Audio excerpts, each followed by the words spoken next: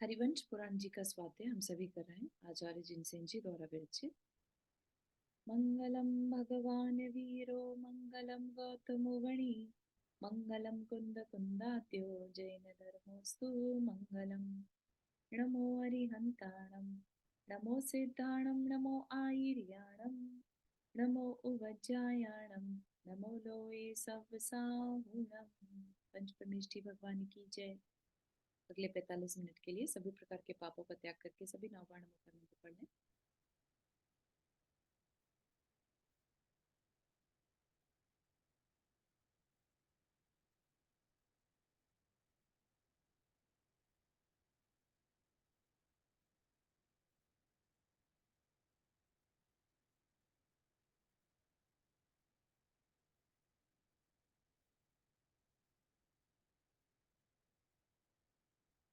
तो हमने पिछले हमारे जो लास्ट क्लास थी उसमें देखा था कि कृष्ण जो थे उन्होंने कंस को मार डाला था, है ना। कंस का वैसे तो भविष्यवाणी भी हुई थी कि कंस और जरासंध का मरण जो है वो कृष्ण के हाथों होगा, लेकिन कैसे होगा ये सब नहीं मालूम था, राइट। तो अपन ने देखा कि कृष्ण ने कंस को मार दिया। उसके बाद क्या हुआ, कंस की पत्नी जो थी, जो कि जरासंध की पुत्री थी, जीवदेशा, है ना, क्या नाम था उसका।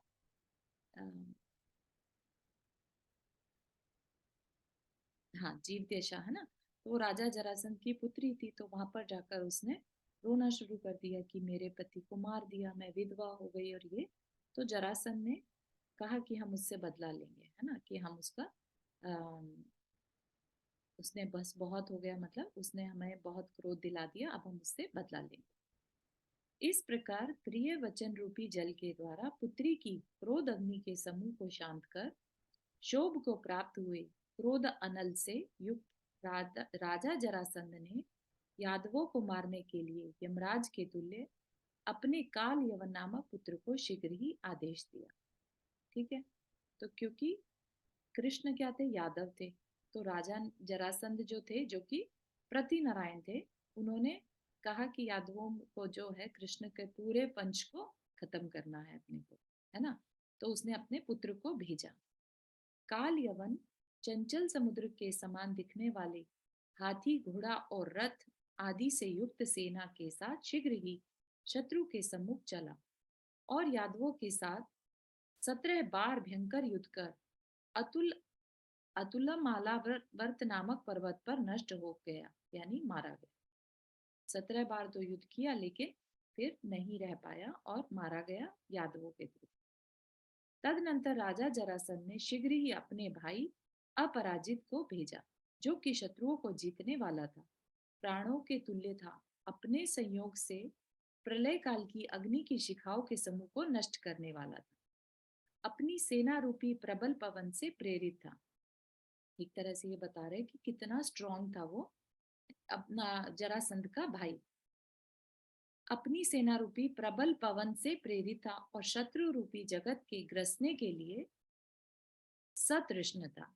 मतलब कि शत्रु रूपी जगत के ग्रसने के लिए, मतलब शत्रु नामक जो संसार है, ऐसे उसको बिल्कुल निगल जाने के लिए तैयार था। वीर अपराजित ने संतुष्ट होकर शत्रुओं के बीच यादवों के साथ 346 बार युद्ध किया, परंतु अंत में वह श्री कृष्ण के बाणों के अग्रभाग से निष्प्राण हो पृथ्वी पर गिर पड़ा। पृथ्वी पर पड़ा यशस्वी अपराजित ऐसा जान पड़ता था मानो थकावट को दूर करने वाली वीर शैया पर ही शयन कर रहा हो। अतनंतर जो निरंतर हर्ष को धारण कर रहे थे, कृष्णपुरी मथुरा में निवास करते थे और कृष्ण तथा बलभद्र के अवार्य वीर के गर्व से जिनकी शत्रु की शंका नष्ट हो गई थी, ऐसे यादव लोग मथुरावासी नागरिक जनों के साथ क्रीड़ा करने लगे। मतलब कि सभी खुश हो गए, इसके मरने पर, अपराजित के मरने पर।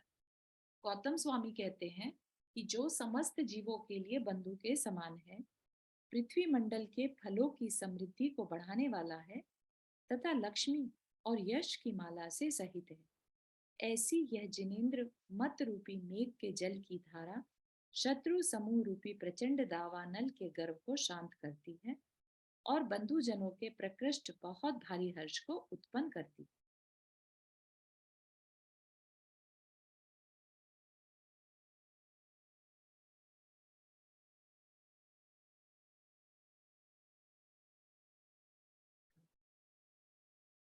जो यहाँ पर क्या कह रहे हैं, जो जिनेंद्र भगवान के एक तरह से लक्ष्मी और यश की माला से सहित है ना। तो इस तरह का जो हम ये वर्णन पढ़ रहे हैं, तो यह क्या है, ये हमारे लिए बंधुजनों के प्रकृष्ट बहुत भारी हर्ष को उत्पन्न करती है। जो भी बंधुजन होंगे, भक्तजन होंगे, है ना, फॉलोअर्स होंगे, उनके अंदर हर्ष को बताने वाली है। ठीक है, तो यहाँ तक हमने देखा कि कंस और अपराजित का वध हो गया। ये जो बंधुजन है ये उस समय वहां के रहने वाले लोगों के लिए यूज किया गया था वर्ड। हाँ, यहाँ तक यूज किया मथुरावासी नागरिकों के साथ, है ना। और उसके बाद गौतम स्वामी कहते हैं जो समस्त जीवों के लिए बंधु के समान है। तो क्या है समस्त जीवों के लिए बंधु के समान? जिनेंद्र देव की वाणी या उनकी कथा, है ना। तो वो अगर कोई भी सुनता है तो वो क्या करती है, भारी हर्ष को उत्पन्न करती है। ठीक है।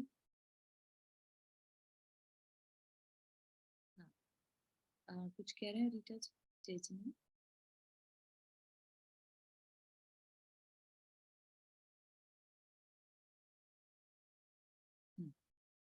ठीक है, अब आगे देखते हैं कि क्या होने वाला है इसमें। अब जो है नेमिनाथ भगवान का जन्म होगा। तो आवाज कम आ रही है क्या? अभी बताइएगा। हाँ हाँ, थोड़ा आवाज कम है यार। अभी ठीक है, बेटर है? हाँ अभी बिल्कुल ठीक है। Thank you so much. अभी ठीक है। सॉरी, जैसा कि आपने बता दिया। No problem, thank you. ठीक है, तो यहाँ पर अब जो वर्णन चलेगा वो नेमिनाथ भगवान का चलेगा फिलहाल, है ना। तो देखते हैं। अतनंतर गौतम स्वामी कहते हैं कि हे श्रेणिक, दशारों में मुख्य सौरेपुर निवासी राजा समुद्र विजय के यहाँ भगवान के गर्भ में आने से पहले ही जो लोक को हर्षित करने वाला परम पवित्र आश्चर्य हुआ था उसे मैं कहता हूं। सो सावधान होकर सुनो। गर्भ में आने से पहले, ठीक है, गर्भ में आने से पहले क्या हुआ था? माता को 16 स्वप्न आए, है ना। और उससे पहले ही जो थे रत्नों की बारिश शुरू हो चुकी थी, है ना। 15 मास तक रहती है, जिसमें कि 9 महीना तो गर्भ का हो गया, राइट। और उससे भी 6 महीना पहले ही जो है रत्नों की वर्षा शुरू हो जाती है, ठीक है ना। भगवान नेमि जिनेंद्र के स्वर्ग अवतार से 6 माह पहले से लेकर जन्म पर्यंत 15 मास तक इंद्र की आज्ञा से राजा समुद्र विजय के घर देवों ने धन की वर्षा जारी रखी 15 मास तक। और 6 मास भी तब जब जो देव रहते हैं उनके गले की माला मुरझाती है ना। मुरझाने के बाद जब वो मुरझाने लगी, 6 महीने पहले मुरझाने लगती है, तो तब इंद्र को वहां पर आसन कंपायमान होने से पता लग गया कि अब 6 महीने बाद ये जो देव है ये च्युत होकर और आगे चल के ये तीर्थंकर के रूप में जन्म लेने वाला है। ठीक, तो ये देखने के बाद इंद्र जो है ऑलरेडी आज्ञा कर देता है जिस भी घर में वो जन्म लेने वाले हैं उस जगह जाकर और रत्नों की बारिश करने को बोलता है। वह धन की धारा मतलब धन की बारिश प्रतिदिन 3 बार 3.5 करोड़ की संख्या का परिमाण लिए हुए पड़ती थी और उसने सब और याचक जगत को संतुष्ट कर दिया था। सो ठीक ही है, क्योंकि धन की वर्षा करने वालों की को पात्र भेद कहाँ होता है। जिसने धन बरसाना है वो तो बरसाएगा, उसको ये मतलब नहीं अब किसको मिल रहा है ना। जैसे बारिश भी होती है तो ये नहीं पता चलता कि किसको इससे फायदा और किसको नुकसान, बस हो रही होती है ना। इसी तरह से उस समय पूर्व आदि दिशाओं के अग्रभाग से आई हुई दिक् कुमारी देवियां परिचर्या द्वारा माता शिवा देवी की सेवा कर रही थी। रिचांति आपने हाथ रेज किया। हाँ, इसमें लिखा हुआ है कि घर में देवों ने धन की वर्षा जारी रखी, राइट। और इतनी सारी वर्षा घर में होती है या शहर में होती है? जहाँ पे उनका जन्म होने वाला है वहां पे होती है? हाँ, पूरे नगर में तो नहीं होती एक्चुअली, जहां उनका महल रहता है उसके आसपास ही होती है, तो इसलिए बोला घर में। और वैसे भी महल बहुत बड़े बड़े रहते पहले के टाइम में, तो लेकिन हाँ महल में ही होती है तो जितने भी भाई हैं, पूरा बहुत बड़ा महल, एक तरह से अयोध्या नगरी उस समय की अपन ने देखा था, काफी बड़ी नगरी रहती है ना, तो उसमें महल भी बड़ा ही रहता है उनका, तो इस तरह से समझ लीजिए। क्योंकि 3 बार दिन में 3 बार, 3.5 हाँ बार। हाँ, तो लोग आकर वहीं से ले जाते होंगे। ओके हाँ ओके, हाँ, थैंक यू। ये तो पक्का है कि महल में ही होती है, ऐसा नहीं कि कहीं और जाकर हो रही है, मतलब पूरे नगरी में नहीं रहती। लेकिन वहां से आकर लेके जा सकते हैं वो लोग। ओके, क्योंकि मैंने कहीं पढ़ा था कि वो सारे शहर में होती है, जहाँ पे उनका जन्म होने वाला है ना, वहां पे सारे शहर में होती है वर्षा। तो इसको एक बार अपन और चेक कर सकते हैं, क्योंकि जहां तक मेरी जानकारी है, जहां पर उनका महल है, महल में होती है। हाँ, तो ठीक है, बढ़िया। Okay, thank you. ठीक है। और दिक् कुमारियां, जो हमने पढ़ा था, दिक् कुमारियां जो इंद्र की आज्ञा से माता की सेवा करने के लिए आती हैं, है ना, और उससे यह सूचित कर रही थी कि जो विजयी जिन बालक माता के गर्भ में आने वाला है, उसने तीनों जगत की समस्त दिशाओं के समूह को जीत लिया है। क्या बता रही हैं माताएं, सब तरफ से, है ना, आई, तो ये बता रहा है एक तरह से कि सारी दिशाएं जो हैं, उनका एक तरह से उनकी पराधीनता स्वीकार कर रही हैं, या उनको राजा ऑलरेडी मान रही हैं। पति के साथ मिलकर नाना प्रकार के अतिशय देखने से जिसकी बुद्धि अत्यंत हर्षित हो रही थी, ऐसी शिवा देवी ने एक दिन रात्रि में सोते समय नीचे लिखे 16 उत्तम स्वप्न देखे, है ना। पूर्णिमा जी यहाँ पर है, तो शायद उनके शास्त्र जो होते हैं वहां पर 14 स्वप्न रहते हैं। 14 स्वप्न होते हैं। हाँ, यहाँ पर 16। ठीक है, बस इतना ही डिफरेंस है, 2 स्वप्न। हाँ, बस मालूम होता था। बढ़िया। पहले स्वप्न में उसने इंद्र का वह ऐरावत हाथी देखा, जिसके सब ओर से निरंतर लगातार मद रूपी जल के निर्झर झर रहे थे, है ना। ऐरावत हाथी वैसे इंद्र का, सौधर्म इंद्र का हाथी होता है, जो कि एक देव ही अपनी फॉर्म, जो रूप बदलकर हाथी का रूप बना लेता है, ठीक है ना, और सफेद रंग का, प्योर व्हाइट कलर का होता है, जिस पर कि बैठकर इंद्र माता के जब बालक उत्पन्न हो जाता है, जन्म होता है, तब ऐरावत हाथी पर आता है। तो ऐसा ऐरावत हाथी उन्होंने अपने स्वप्न में देखा, जिसने, यानी ऐसे ऐरावत हाथी ने अपनी ध्वनि से दिशाओं को व्याप्त कर रखा था, जिस पर तमाल के समान काले काले भ्रमर झंकार कर रहे थे, और जो कैलाश पर्वत के समान स्थिर था। तमाल एक वृक्ष का नाम है, और जो कैलाश पर्वत के समान स्थिर था। दूसरे स्वप्न में अंबिका जो देवी रहती है, क्योंकि जिस समय पर ये शास्त्र लिखा गया, उस समय पर हिंदू धर्म भी काफी ज्यादा प्रचलित था, है ना, तो कुछ चीजें कंपैरिजन के पर्पज से लिखा है। तो अंबिका जो देवी रहती है, वो बैल के ऊपर रहती है, ठीक है। दूसरे स्वप्न में अंबिका का वह महावृषभ देखा, जिसके सुंदर सींग थे, जिसकी कांधोल ऊंची उठ रही थी, कंधे जो है उनके, जिसके खुर पृथ्वी को खोद रहे थे, जिसकी सासना यानी गल कंबल अत्यंत लंबी थी, जो गर्दन रहती है उसका, उस पे जो बाल रहते हैं, वैसा गल कंबल अत्यंत लंबी थी, जिसकी पूंछ और आंखें अत्यंत दीर्घ थीं, जो रंग में सफेद था, मेघ की गर्जना के समय गंभीर शब्द कर रहा था, तथा नेत्रों के लिए अत्यंत प्रिय था। तो बहुत डिटेल में स्वप्नों को बताया जा रहा है कि किस तरह से वो एक के बाद एक 16 स्वप्न देखती चली गई, ठीक। तीसरे स्वप्न में एक ऐसा सिंह देखा, जो पर्वतों को लांघने वाला था, पर्वत के अग्रभाग पर स्थित था, चंद्रमा की कला अथवा अंकुश के समान दाढ़ों को धारण करने वाला था, शरीर का अत्यंत लंबा था, जिसका शब्द दिशाओं के अंत में विश्राम कर रहा था, और जो शरद ऋतु के घुमड़ते हुए मेघ के समान सफेद था। तो शेर भी देखा तो सफेद, ऐरावत हाथी सफेद, है ना, बैल देखा तो सफेद। तो इन जनरल भी सफेद वस्तुएं देखना स्वप्न में अच्छा, शांति का प्रतीक रहता है। ऐसे में अगर हम काली वस्तुएं देखते हैं तो वो वरी का प्रतीक रहता है। चौथे स्वप्न में वह लक्ष्मी देखी जो किसी बड़े हाथी के गंड स्थलों के समान स्थूल स्तनों से युक्त थी। शुभ हाथी घड़ों में रखे हुए सुगंधित जल से जिसका अभिषेक कर रहे थे। हाथी जिसका अभिषेक कर रहे थे, ऐसी लक्ष्मी देखी जो अपने हाथ में कमल लिए हुए थी और खिले हुए कमलों के आसन पर बैठी थी।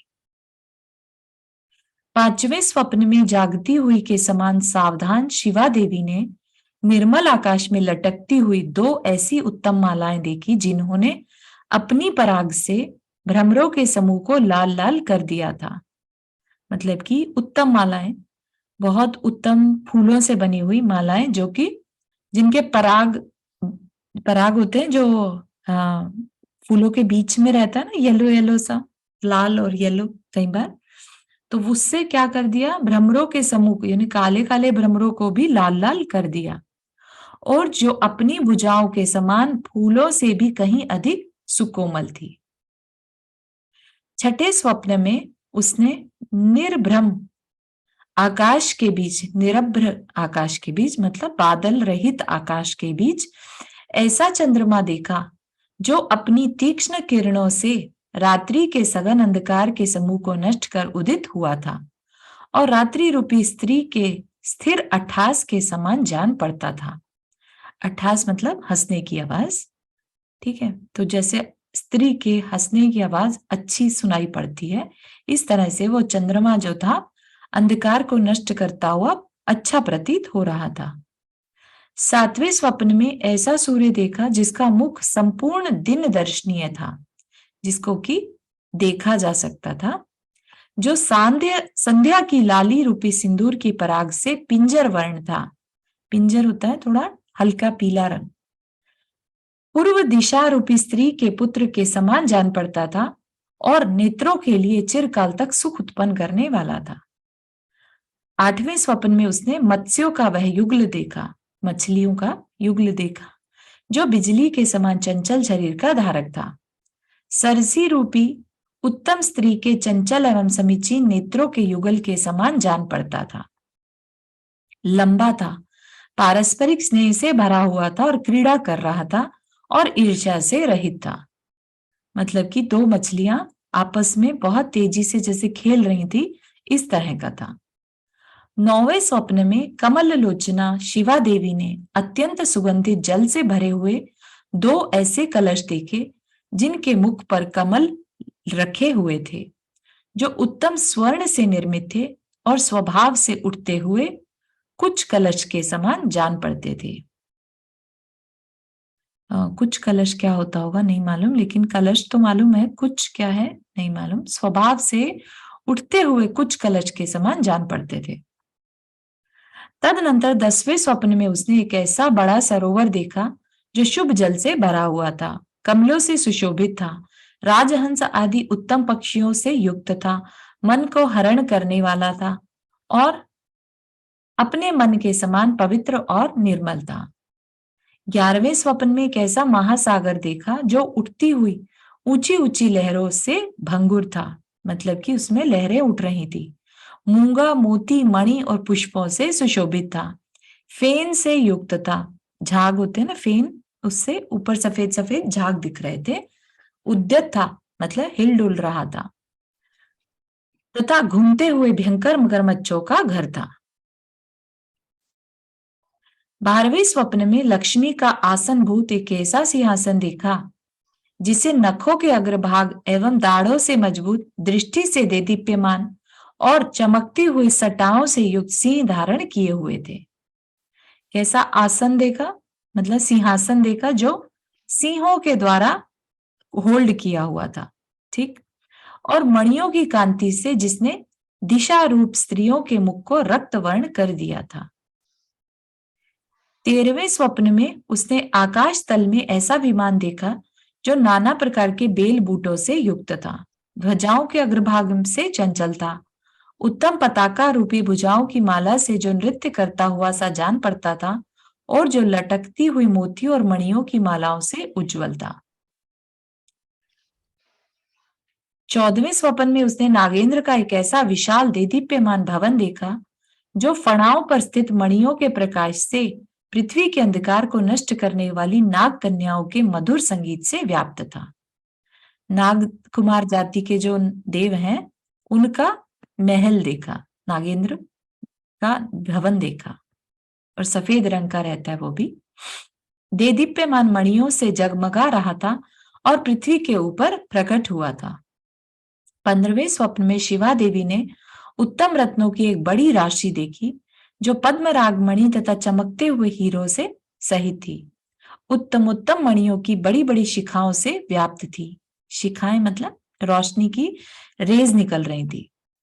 इंद्रधनुष के दिशाओं के अग्रभाग को रोकने वाली थी तथा आकाश का स्पर्श कर रही थी और शरीर धारिणी लक्ष्मी के समान संतोष को पुष्ट करने वाली शिवा देवी ने 16वें स्वप्न में ऐसी अग्नि देखी जो शिखाओं से भयंकर थी, मतलब कि जो खूब कॉर्नर्स पे काफी भयंकर थी, है ना, लेकिन फिर भी उसमें कोई धुआं नहीं था, धूम रहित अग्नि देखी।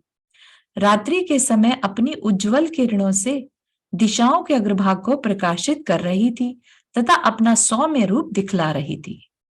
तो अग्नि भयंकर होते हुए भी सौम्य फील हो रही थी।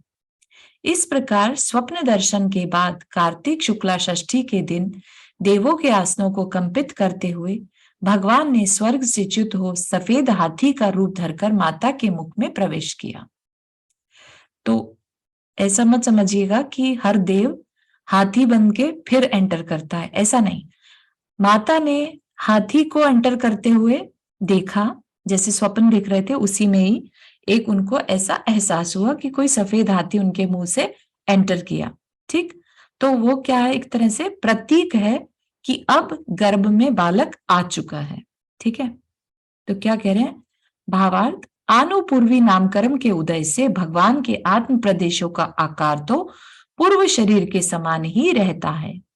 आनुपूर्वी नामकर्म मतलब जो शरीर मिलने से पहले का शरीर रहता है, राइट, तो उस शरीर का आकार कैरी ऑन हो रहा है, राइट, तो पूर्व शरीर के समान ही। तो पहले इसका शरीर कैसा, देवों वाला, है ना। तो अभी क्या है, जब तक वो दूसरे शरीर में एंटर नहीं करते तब तक पहले वाले शरीर के आकार से ही रहता है। यहां तो सफेद हाथी का रूप धरकर कहा गया है। उसका तात्पर्य यह है कि माता ने 16 स्वप्न देखने के बाद देखा था कि एक सफेद हाथी आकाश से उतरकर हमारे मुख में प्रविष्ट हुआ। इस प्रकार बार बार जागने से जिनमें अंतर पड़ रहा था, क्योंकि वो स्वप्न देखती थी और उनको नींद खुलती थी, फिर स्वप्न देख रही थी, ऐसे करते करते 16 स्वप्न देख लिए उन्होंने। ऐसे पूर्वोक्त निरंतराय निर्विघ्न 16 स्वप्नों को देखकर जय जयकार और मंगलमय संगीत से माता शिवा देवी के नेत्र निद्रा रहित हो गए तथा आलस्य रहित होकर उसने शैया छोड़ दी। प्रातःकाल होने पर जिसने शरीर पर मंगलमय अलंकार धारण किए थे, मंगलमय अलंकार मतलब ज्वेलरी, है ना, जेवर धारण किए थे, ऐसी शिवा देवी कुतूहलवश पति के पास जाकर उन्हें प्रणाम किया और रात्रि में देखे हुए सब स्वप्न क्रम क्रम से सुना दिए। तदनंतर प्रसन्न बुद्धि के धारक राजा समुद्र विजय ने उन स्वप्नों का इस प्रकार फल कहा। हे प्रिय, यह प्रतिदिन पड़ने वाली आश्चर्यकारिणी धन की वर्षा जिसकी उत्पत्ति कह रही है तथा दिक् कुमारी देवियां जिसके लिए आपकी सेवा करती हैं, वह तीर्थंकर आज तुम्हारे गर्भ में आकर विराजमान हुआ है। हे सुंदर जांघों वाली प्रिय, यहाँ तेरे स्वप्नों का फल क्या कहा जाए, क्योंकि तू तीर्थंकर की माता है। मतलब कि अब क्योंकि माता ऑलरेडी गर्भ में आ गए तो तू तीर्थंकर की माता है, तेरे तीर्थंकर पुत्र उत्पन्न होगा। यद्यपि स्वप्न का इतना ही फल पर्याप्त है, तथापि वह तीनों लोकों का परम गुरु जिस फल को प्राप्त होगा वह कहा जाता है, सो समझ। तीर्थंकर क्या है, तीनों लोकों के परम गुरु हैं, है ना, तीनों लोकों को उपदेश देने वाले हैं, तो इसलिए परम गुरु, ठीक है ना। तो ऐसे परम गुरु किस फल से हो रहे हैं वो बताया जा रहा है। हे कृष्ण उदरी, कृष्ण उदरी मतलब पतले कमर वाली, है ना, उदर मतलब पेट, वैसे पतले पेट वाली, तूने स्वप्न में अनेकप यानी हाथी देखा है, उसका फल है कि तेरा पुत्र अनेकप यानी अनेक जीवों की रक्षा करने वाला होगा, अपनी चाल से हाथी की चाल को विडंबित करने वाला होगा और तीनों जीवों के इच्छा के अनुरूप एक आधिपत्य को प्राप्त होगा। मतलब कि एक आधिपत्य को मतलब स्वामित्व को प्राप्त होगा, पूरे 3 लोकों का स्वामी बनेगा। हे प्रिय, बैल देखने से तेरा पुत्र निर्मल बुद्धि का धारक तथा जगत का गुरु होगा, तथा जिस प्रकार बैल गायों के कुल को अलंकृत करता है, उसी प्रकार वह गुणों से अपने कुल तथा तीनों जगत को अलंकृत करेगा। वह बैल के समान उज्जवल नेत्र तथा उन्नत कंधों को धारण करने वाला होगा। सिंह देखने से वह अनंत वीर्य का धारक होगा। जिस प्रकार सिंह मदोन्मत्त हाथियों को मद रहित कर देता है, उसी प्रकार वह अत्यधिक गर्व को धारण करने वाला समस्त पुरुषों को गर्व रहित कर देगा। वह महान अद्वितीय धीर वीर और अंत में तपोवन का स्वामी होगा, अर्थात दीक्षा लेकर कठिन तपश्चरण करेगा। हे वल्लभे, जो तूने अभिषेक से युक्त लक्ष्मी देखी, उसका फल यह है कि उत्पन्न होते ही तेरे पुत्र का सुरेंद्र और असुरेंद्र सुमेरु पर्वत के मस्तक पर क्षीर सागर के जल से अभिषेक करेंगे और वह पर्वत के समान स्थिर होगा। सुरों का इंद्र यानी देवों का इंद्र जो है वो, और असुरेंद्र जो देव इंद्र नहीं भी है, जो बाकी देव भी हैं, तो वो जो है सुमेरु पर्वत पर उनको ले जाकर और उनका अभिषेक करेंगे। सुगंधित मालाओं के देखने से सूचित होता है कि वह पुत्र तीनों जगत में व्याप्त यश से सहित होगा, उत्तम सुगंधि को प्राप्त होगा और अपने अनंत ज्ञान तथा अनंत दर्शन रूपी दृष्टि के द्वारा समस्त लोक और अलोक को भी व्याप्त करेगा। हे सुंदरी, चंद्रमा के देखने से वह जिनेंद्र चंद्र अत्यधिक दया रूपी चंद्रिका से सुंदर होगा, जगत के अज्ञान रूपी अंधकार को नष्ट करने वाला होगा और समस्त जगत के निरंतर आह्लाद को करने वाला होगा। सूर्य के देखने से तेरा वह पुत्र तेज का भंडार होगा और अपने बहुत भारी तेज के द्वारा समस्त तेजस्वी जनों के तेज को जीतकर तीनों लोकों को अंधकार से रहित करेगा। किस तरह के अंधकार से रहित करेगा? अज्ञानता के अंधकार से रहित करेगा। हे शिव देवी, सुख से क्रीड़ा करती हुई मछलियों का युगल देखने से यह सूचित होता है कि तुम्हारा पुत्र विषयों के उपभोग से उत्पन्न सुख को पाकर अंत में मोक्ष के अनंत सुख को अवश्य ही प्राप्त होगा। सुवर्ण कलशों का युगल देखने से यह सिद्ध होता है कि तुम्हारा पुत्र हर्षपूर्वक जगत के मनोरथों को पूर्ण करने वाला होगा और उसके प्रभाव से यह घर निधियों से परिपूर्ण हो जाएगा। मतलब कि इस घर में भी समृद्धियां भरी रहेंगी, है ना। वो तो अपन पहले भी देख रहे हैं किस तरह से रत्नों की बारिश उनके जन्म से 6 महीना पहले से ही होने लगी। नाना प्रकार के पुष्पों से युक्त कमल सरोवर के देखने से तुम्हारा वह पुत्र समस्त उत्तम लक्षणों से युक्त होगा, तृष्णा रहित बुद्धि का धारक होगा और अत्यधिक दाह उत्पन्न करने वाली तृष्णा रूपी प्यास से पीड़ित मनुष्यों की इसी संसार में संतोष से युक्त सुखी करेगा। उनको मनुष्यों को संतोष से युक्त यानी सुखी करेगा। अमृतमय महासागर के देखने से यह सूचित होता है कि तुम्हारा पुत्र समुद्र के समान गंभीर बुद्धि का धारक होगा तथा उपदेश देकर जगत के जीवों को कीर्ति रूपी महानदियों से परिपूर्ण श्रुत ज्ञान रूपी सागर का पान कराएगा। उत्तम रत्नों से जटित सिंहासन देखने से यह प्रकट होता है कि तुम्हारे पुत्र की आज्ञा सर्वोपरि होगी और वह देदीप्यमान मणियों से जगमगाते मुकुटों पर हाथ लगाए हुए देव दानवों से घिरे उत्तम सिंहासन पर आरूढ़ होगा, है ना। जब उनका प्रातिहार्य में भी एक सिंहासन प्रातिहार्य रहता है ना, तो ऐसे सिंहासन उसको प्राप्त होगा। उत्तम विमान के देखने से यह सूचित होता है कि विमानों के स्वामी इंद्र की पंक्तियों से उसके चरण पूजित होंगे। वह मानसिक व्यथा से रहित होगा, महान अभ्युदय का धारक होगा और बहुत बड़े मुख्य विमान से वह यहाँ अवतार लेगा।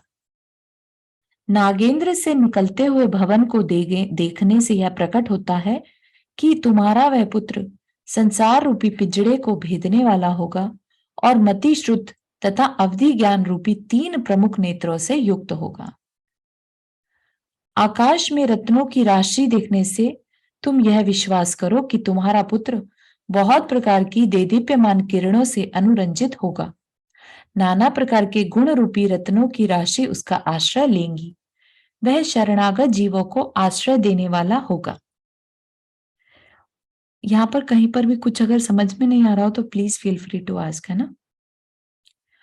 और ज्वालाओं के समूह से व्याप्त, मतलब जो धूम रहित अग्नि देखी थी, ज्वालाओं के समूह से व्याप्त आकाश में देदीप्यमान तथा दक्षिणावर्त से युक्त निर्धूम अग्नि के देखने से यह सिद्ध होता है कि तुम्हारा पुत्र ध्यान रूपी महाप्रचंड अग्नि को प्रकट कर समस्त कर्मों के वन को जलाएगा। हे प्रिय, उस पुत्र के प्रभाव से मुकुट तथा उत्तम कुंडल आदि आभूषणों से सुशोभित इंद्र साधारण राजाओं के समान अनुकूल सेवक होकर मेरी आज्ञा को अलंकृत करेंगे। अपनी चोटी में गुंदी हुई जिनकी निज की मालाएं ढीली हो रही थी है तथा जो मेखला और नुपुरों की मनोहर झंकार से युक्त है, जो कमर पे बांधते हैं मेखला और नुपुर जो पायल है ना, उनकी मनोहर झंकार से युक्त है, ऐसी इंद्र की इंद्राणियां इसके प्रभाव से सजावट आदि के कार्य में तेरी सेवा करने के लिए सदा उद्यत रहेंगी। हे प्रिय, यहाँ पवित्र कर्म करने वाला जो जिनेंद्र रूपी सूर्य उत्पन्न होने वाला है, उससे तुम अपने वंश को, अपने आप को, इस मुझको तथा समस्त जगत को पवित्रित भूषित एवं संसार सागर से उद्धृत समझो। संसार सागर से पार हुआ समझो, मतलब कि कितनी बड़ी बात उनकी लाइफ में घटित होने वाली है ना। तो माता की और पिता की तो खुशी का कोई कहना ही क्या। इस प्रकार पति के द्वारा कहे हुए स्वप्न के फल को सुनकर रानी शिवा देवी का चित्त बहुत ही संतुष्ट हुआ और पूर्वोक्त गुण विशिष्ट पुत्र मेरी गोद में आ ही गया है, ऐसा विचार कर वह समस्त जनसमूह के मन को हरने वाली जिन पूजा आदि उत्तम क्रियाएं करने लगी। गौतम स्वामी कहते हैं कि जो मनुष्य जिनेंद्र भगवान के जन्म से संबद्ध स्वप्नों के फल का वर्णन करने वाले इस स्तोत्र का प्रतिदिन प्रातः संध्या के समय पाठ करता है, स्मरण करता है अथवा श्रवण करता है, वह जिनेंद्र भगवान की लक्ष्मी को प्राप्त होता है। तो ऐसा स्वप्न का फल का वर्णन करने वाला 37वां सर्ग 37 चैप्टर समाप्त हुआ।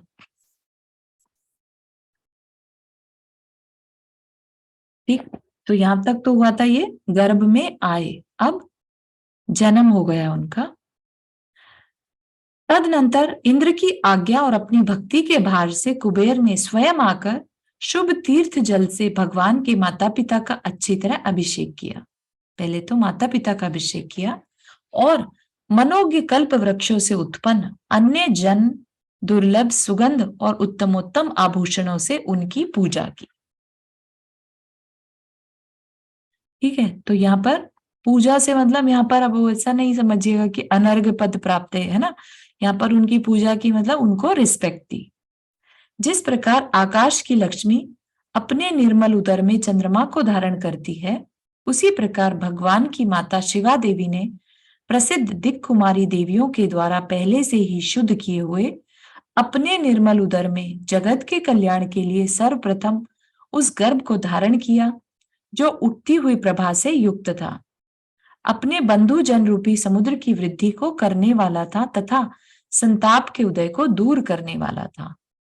तो अभी जो है जन्म नहीं हुआ, अभी सिर्फ इंद्र ने माता पिता का अभिषेक किया और उनकी पूजा की, उनका सत्कार किया, है ना। और देवियों ने क्या कर दिया, पहले से ही माता की जो कोख है या गर्भ है उसको शुद्ध कर दिया कि उसमें एक तीर्थंकर बालक का जीव आने वाला है।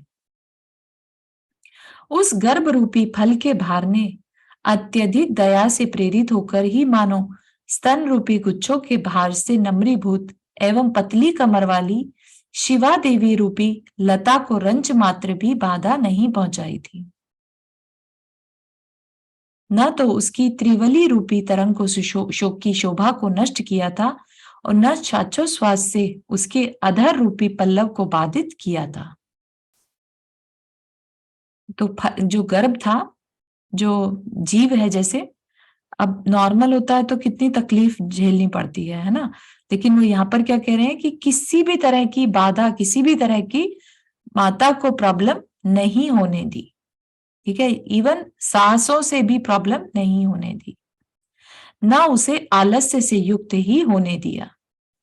अपने अत्यंत गूढ़ गर्भ में भगवान के शरीर की जो उत्पत्ति हुई थी, उसे प्रकट करने के लिए ही मानो शिवा देवी के स्तनों का भार अत्यधिक दूध से परिपूर्णता को प्राप्त हो गया था, तथा मेखला के सघन बंधन से युक्त उसकी नितंब स्थली उस स्तन के भार को धारण करने के गौरव से ही मानो अत्यधिक विस्तृत हो गई थी। तो बाकी तो कुछ भी चेंज उनके बॉडी में नहीं आता है ना, तो लेकिन पता कैसे चले? तो उनके क्या कह रहे हैं कि दूध से परिपूर्ण हो गई थी। उससे पता चल गया कि बालक का जन्म, मतलब बालक गर्भ में है। उस समय भगवान के प्रभाव से शिवा देवी का मन संसार की रक्षा करने तथा समस्त तत्वों के अवलोकन करने में अभ्यस्त रहता था। तो जिस तरह का बालक है वैसे ही भाव शिवा देवी के होने लगे, है ना। हमने कंस की माता के भाव देखे थे, जब कंस का जीव माता के गर्भ में आया, है ना, तो किस तरह के भाव हो रहे थे रानी को कि मैं राजा का मरण करके उसका खून पीऊं, है ना। और यहाँ पर शिवा देवी को, क्योंकि तीर्थंकर बालक आने वाला है, तो सारे संसार की रक्षा करने के भाव हो रहे हैं, सारे तत्वों को जानने के भाव हो रहे हैं। वचन सब प्रकार के संशय को नष्ट करने वाली हितकारी भाषण में अभ्यस्त रहता था और शरीर व्रत रूपी आभूषण के धारण करने तथा विनय के पोषण करने में अभ्यस्त रहता था। अभ्यस्त मतलब बिजी रहता था। भगवान की माता देवांगनाओं के द्वारा संपादित एवं अनंत गुणी कांति और बल को बढ़ाने वाला अमृतमय आहार करती थी। मतलब देवांगनाएं उनके लिए सेवा में लगी थी, तो वो ही उनके लिए भोजन वगैरह प्रदान करती थी। इसलिए उनका शरीर कृश होने पर भी अपनी प्रभा से दशों दिशाओं को सुवर्ण जैसी कांति का धारक करता हुआ बिजली के समान सुशोभित हो रहा था, है ना। सोचने वाली बात है कि अगर किसी के गर्भ में तीर्थंकर बालक ने जन्म लेना हो तो उसकी तो चमक की बात ही अलग है ना। जो इतना बालक में इतना अतिशय है कि इंद्र अपने आप को रोक नहीं पा रहा है, आकर माता पिता की सेवा करना, है ना, और देवांगनाएं जो है उन माता की सेवा करने को आ गई, रुका नहीं जा रहा है उनसे। तो ऐसे में माता के शरीर में कितनी कांति होगी वो तो अपन अनुमान भी नहीं लगा सकते।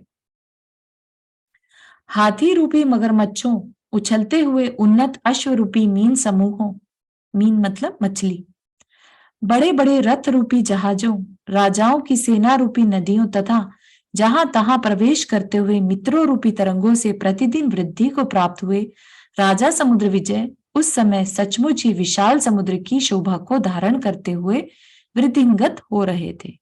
मतलब क्या कि उनका जो राज नगर था, नगर में भी हर तरफ से जैसे होता है ना कि अच्छे अच्छे साइन सब दिखाई दे रहे थे। मित्र रूपी तरंग बढ़ती जा रही थी, मित्र बढ़ रहे थे उनके, है ना, और समृद्धि बढ़ रही थी। इस प्रकार जो जगत वलय रूपी वेला से पूजित थे, परस्पर में जिनका विशाल हर्ष निरंतर बढ़ रहा था और जो इंद्र की आज्ञा में लीन देव देवियों के द्वारा की हुई विभूति से सहित थे, ऐसे भगवान के माता पिता ने गर्भ के 9 माह स आनंद व्यतीत किए। तदनंतर वैशाख शुक्ल त्रयोदशी की शुभ तिथि में रात्रि के समय जब चंद्रमा का चित्रा नक्षत्र के साथ संयोग था और समस्त शुभ ग्रहों का समूह जब यथा योग्य उत्तम स्थानों पर स्थित था, तब शिवा देवी ने समस्त जगत को जीतने वाले अतिशय सुंदर पुत्र को उत्पन्न किया, जो 3 ज्ञान रूपी उज्जवल नेत्रों के धारक थे तथा 1008 लक्षणों से युक्त नील कमल के समान सुंदर शरीर को धारण कर रहे थे। ऐसे जिन बालक ने अपनी कांति के द्वारा प्रसूतिका ग्रह के भीतर व्याप्त मणिमय दीपकों के कांति समूह को कई गुना अधिक कर दिया था। है ना। तो जो माता को इतनी कांति दे रहे थे, वो जब खुद से जन्म हुआ उनका, तो उस कांति से, उनके शरीर की कांति से पूरा वो कमरा जो प्रसूति का गृह था, वह भी कई गुना जो मणियों का समूह था और ज्यादा चमकने लगा। इतना मैजिकल वो सीन रहा होगा उस समय, अपन अनुमान भी नहीं लगा सकते। उस समय जिनेंद्र रूपी चंद्रमा का उदय होने पर जो धवल पयोदर, धवल मतलब सफेद, पयोदर मतलब मेघ, मेघों को धारण करने वाली थी, अखंड यानी पूर्ण चंद्रमा ही जिसका मुख था, देदीप्यमान ताराओं के समूह ही जिसके आभूषण थे, जो अत्यंत सुंदरी थी और जो तरंग रूपी भुज पंजर के मध्य में वर्तमान थी। भुज पंजर मतलब बाहों के घेरे में। ऐसी आकाश रूपी स्त्री का मदन रूपी महासागर ने अपनी इच्छानुसार चुंबन किया था। जिनेंद्र रूपी भगवान जो है, उनकी उपमाएं दे रहे थे। ऐसे भगवान का जन्म हुआ तो ऐसा लग रहा था जैसे कि आकाश रूपी स्त्री ने महासागर रूपी का जैसे चुंबन ही किया हो। उस समय जो सुमेरु रूपी गंभीर नाभि से युक्त थी, सुमेरु रूपी मतलब सुमेरु पर्वत के समान गंभीर नाभि से युक्त थी, कुलाचल रूपी कंठ, कुलाचल जो हमने पढ़े थे पर्वत, जो जम्बूद्वीप के पर्वत है ना, कुलाचल पर्वत होते हैं, वो रूपी कंठ और स्तनों से सहित थी, बहती हुई नदियों के समूह रूपी हार के भार को धारण करने वाली थी, समुद्र का घेरा ही जिसका वस्त्र था तथा शब्दायमान वेदिका ही जिसकी मेखला थी, ऐसी जम्बूद्वीप की भूमि चल विचल हो गई। तो क्योंकि जम्बूद्वीप में जो भरत क्षेत्र है ना, वहां पर तीर्थंकर बालक ने जन्म लिया, तो पूरे जम्बूद्वीप एकदम से ऐसा हो गया जैसे कि जैसे खूबसूरत, जैसे कुछ अलग ही घटना वहां पर घटी हो, है ना, जिससे ऐसी जान पड़ती थी मानो हर्ष के वशीभूत हो, नृत्य ही कर रही हो। जो अनुत्तर विमान रूपी मुख से उज्जवल था, मोक्ष रूपी मस्तक से सहित था, नौ अनुदिश रूपी ठोड़ी से युक्त था, नव ग्रैवेक रूपी ग्रीवा को धारण करने वाला था, स्वर्ग रूपी शरीर से सहित था तथा मध्य लोक रूपी कमर और अधोलोक रूपी जंघाओं से युक्त था। किसकी बात कर रहे हैं यहाँ पर? तीनों लोक की बात कर रहे हैं, तीनों लोक रूपी पुरुष, जिसमें कि ऊपर क्या रहता है? स्वर्ग रहते हैं, है ना। तो स्वर्गों की बात कर रहे हैं, अनुत्तर विमान, मोक्ष रूपी सिद्धशिला, नौ अनुदिश, नौ ग्रैवेक, है ना, और अधोलोक रूपी जंघाएं और मध्य लोक रूपी कमर। तो ऐसा तीन लोक रूपी पुरुष उस समय चंचल हो उठा था। सो ऐसा जान पड़ता था मानो कमर पर हाथ रख नृत्य ही कर रहा हो। एक तरह से पूरा एनिमेटेड फॉर्म जैसे होता ना, कि खुशी में जैसे सब कुछ नाच रहा हो, इस तरह का प्रेजेंटेशन कर रहे हैं। उस समय जिनेंद्र भगवान के जन्म के प्रभाव से भवनवासी देवों के लोक में अपने आप शंखों का जोरदार शब्द होने लगा, है ना। तो ऐसा होता है कि जब भगवान जन्म लेते हैं तो जैसे पहले 6 माह पहले इंद्र को पता लग गया था, ऐसे ही जन्म के समय भी इंद्र का आसन, जो सब चारों प्रकार के देव होते हैं, उनके आसन कंपायमान हो जाते हैं।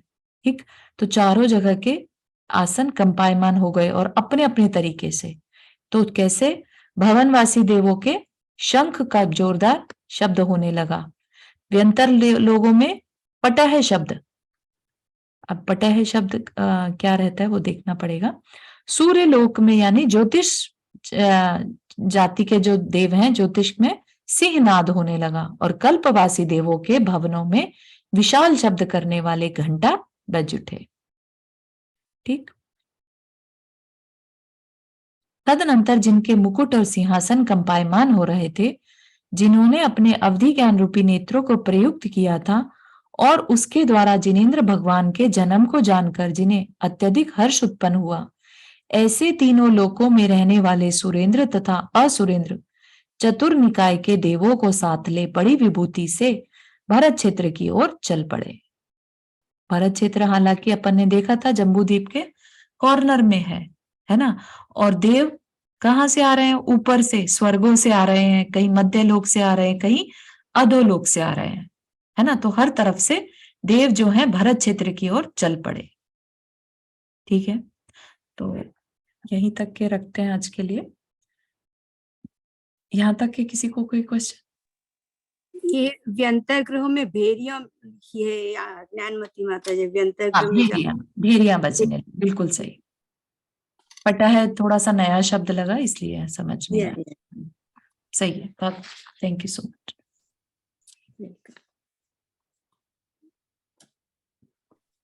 ठीक है, तो हमने बहुत डिटेल में, बहुत अच्छे सुंदर तरीके से, पूरे विजुअल के साथ, एक तरह से कह लीजिए जैसे भगवान का यहीं सर हमने गर्भ कल्याणक और जन्म कल्याणक को महसूस किया, है ना। तो यही हमारे लिए एक तरह से बहुत बड़ा धर्म ध्यान का विषय बन जाता है। जितनी एकाग्रता के साथ हमने इसको सुना, समझा और विजुअलाइज किया, है ना, तो बहुत अतिशय पुण्य अपने को इसमें मिलता है। जब हम इस तरह से कथाएं पढ़ते हैं ना, कथाओं से भी सम्यक दर्शन तक हो सकता है, तो सोचिए कि सिंपल पुण्य मिलना तो क्या छोटी सी बात है ना। ठीक, किसी को कोई question before we end the class?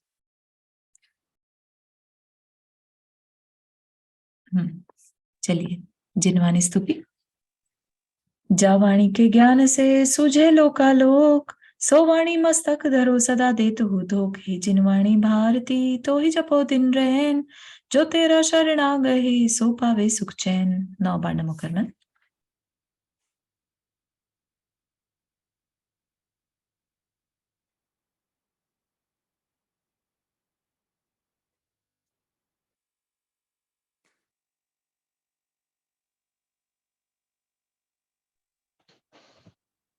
जय जिनेन्द्र। जय जिनेन्द्र सभी को। जय जिनेन्द्र। जय जय जिनेन्द्र। जिनेन्द्र चारू जी और सभी को।